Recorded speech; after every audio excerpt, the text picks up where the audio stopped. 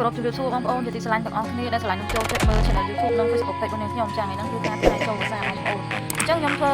មកហូបមកមុខទៀតហើយចាគឺស្លមកជូរតពួនក្តារត្រីបងប្អូនដើម្បីយកទៅខាងនោះខ្ញុំអត់ស្លប្រភេទឆាមីឬមួយបខអីបងប្អូនគឺខ្ញុំស្លមកជូរក្តារត្រីបងប្អូនដើម្បីយកទៅខាងនោះចា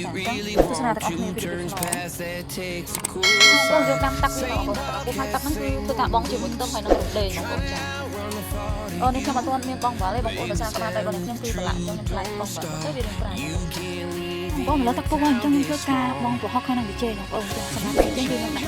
សាពីប្រកេតបងប្អូនចានេះគឺសាពីបងនេះទៅមកសាពីបាយទៀងហ្នឹងដោយសារខ្ញុំស្លរៀងច្រើនដែរបងប្អូនស្លវាទៅវត្តខ្ញុំជុំមកចឹងណាគឺដាក់បងជាមួយក្តារត្រីបងប្អូនក្តារត្រីនេះគឺក្តារត្រីប្រឡាក់វាសម្រាប់ហើយមានក្តារមានពូមានបង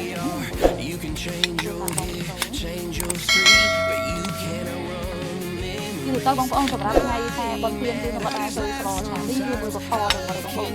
ច្រើនតែធ្វើស្លមកជូរដាក់ត្រីខោខាងមួយក៏ធ្វើអីផ្សេងខុសពីឆាហើយខបងប្អូនអ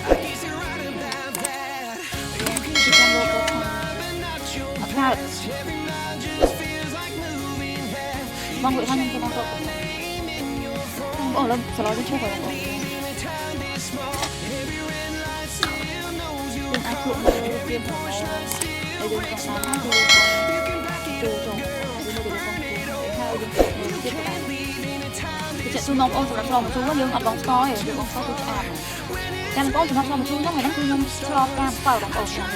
តាមបើជាមួយស្លខ្ញុំបងស្គាល់ហើយសម្រាប់ប្រពុកខាងគឺយើងធ្វើការស្រង់ចោលខ្ញុំ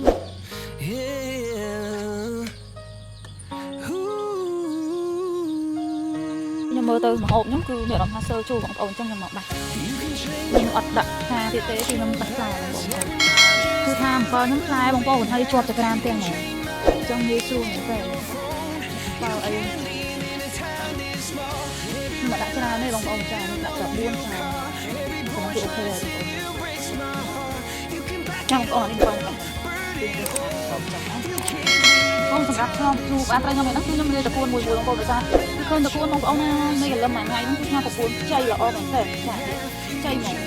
ខ្ញុំធ្វើការបងមកតែចូលព្រោះស្លហ្នឹងអូខេហើយនេះតពួនខ្ញុំទុកឲ្យស្លខ្ញុំគឺខ្ញុំធ្វើការដាក់ចំហើយកុំឲ្យតពួនវាស្លោកវាបាត់ពណ៌ហើយយកទៅទៅវាបងប្អូនមកហូបខ្ញុំពុកឲ្យចាំខ្ញុំធ្វើការដាក់ចុះពេលដាក់ចូលខ្ញុំបងមកត្រូវចូលបងប្អូនចាបងប្អូនដួសស្លដើម្បីយកទៅវត្តណា